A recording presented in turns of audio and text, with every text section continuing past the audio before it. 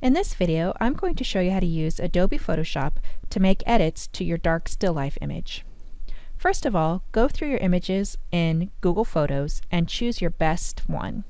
Open it in Photoshop and go to the Layers panel. The Layers panel is right here. If you don't see the Layers panel on your computer, simply go to Windows and on the alphabetical list, choose Layers and it will pop open. I'm going to go ahead and click the Layers tab and drag this panel off so it's floating separately from the others. If you look down here at the bottom, find this button that is the Create New Fill or Adjustment Layer. Click it and from the list choose Levels. So this is the diagrams of all the dark, medium, and light values in my image. I can see I have a bit of a flat line down here in the light values area. So I'm going to click this slider and move it over. I'm going to keep an eye on the image because I don't want to go too far. Maybe something like that looks good. So the first thing that I'm going to do is save this. So go to File, Save As, and I'm going to call this Dark 01. And the reason I'm naming it like this is because I'm also going to use this to create an animation a little bit later. I need to save the type as a JPEG right here.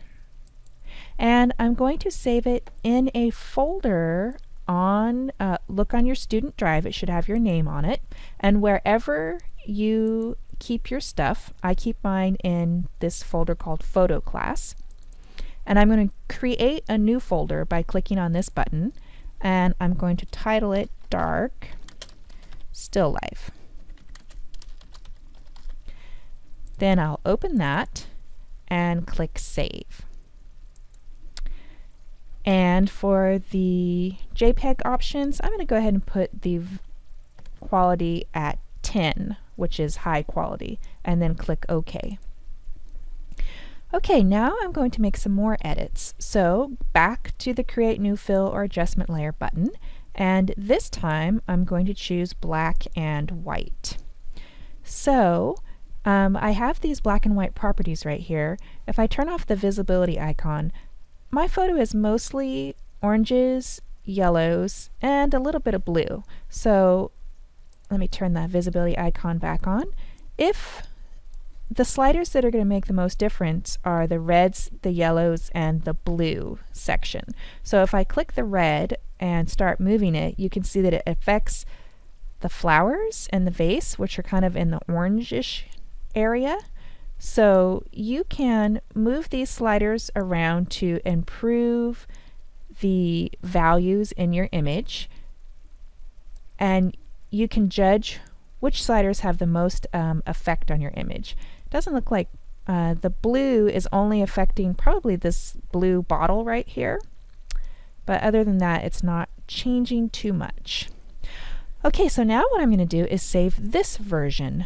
So I will go to File, Save As, and I'm going to call this Dark 02.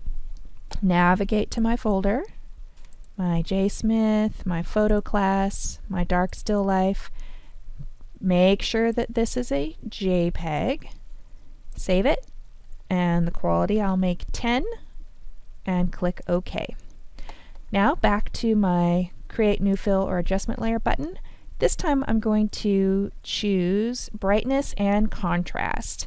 And what I'm going to do for this one is just make it very extreme black and white. So I'm going to take the contrast and slide it all the way over as far as it will go. And you can see that that's made the darks really dark and the whites super bright. Then I'm going to slide the brightness slider around and just move this until I think that it looks good to my eye. There we go.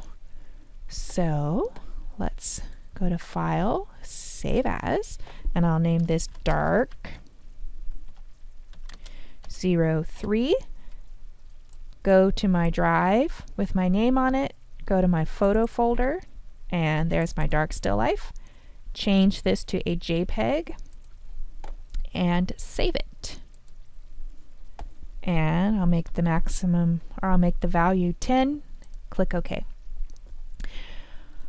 Alright, the next thing that I'm going to do is turn off the visibility icons for the high contrast and the black and white so that I just have the adjusted color photo. Now I'm going to go to the Create New Fill or Adjustment Layers button and this time choose Gradient Map. So the default for the gradient map is black and white, so I'm going to click and open this and I can see that I have lots of options here. If you want to get more options, click this gear icon right here and you can add any of these from here down. So from color harmonies down, I'll just add metals, let's say. And I will append, and then that adds the metals to the end of the list. So I am going to choose, let's say, this spectrum right here. And what that did was map those colors to my image. But I don't really like the bright blue. So what I'm going to do is edit that. I'm going to click right here on this color bar. And where the dark blue is, I'm going to slide that over and then click to add a new stop right here. Double click it and change it to black and then click OK. I think that looks pretty good, so I'm going to click OK and I will go to File, Save As, and I'll call this Dark 04. Go to my drive and my photo class folder, my dark still life folder, change this to a JPEG, and now I have 4. Quality 10, click OK. I'm going to do one more, so I'm going to turn that eyeball off, and this time I'm going to choose a hue and saturation. So I'm going to make this really crazy color. So I'm going to take the saturation and make it all the way over.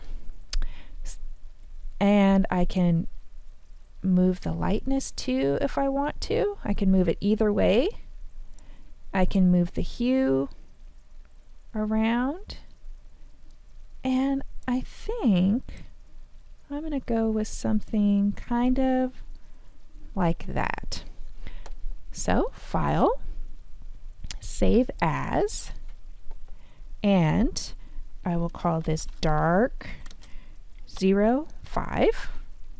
Go to my drive, go to my photo class, Dark Still Life, change this to a JPEG, and click Save with quality of 10 and click OK. Now that you're finished with all of your edits, you should save this original. So go to File, Save As, and we will call it Dark Still Life Original. And I'm going to leave this one as a Photoshop document so that it has all of these layers intact. If I saved it as a JPEG, these all disappear. Now I will go to my folder, go to my photo class, and Dark Still Life, and click Save. And maximum compatibility, OK. I am going to click on my File Explorer here, go to my drive with my name on it, look in my photo class, look in Dark Still Life, and I'm going to put the view on extra large icons. So I'm just going to decide which one of these I like the best, which one turned out to be my favorite. And then that is the one that I would like for you to turn in so that you can get credit. You're going to use the other 5 images to make a animation. That will be a separate video. That's it for this video.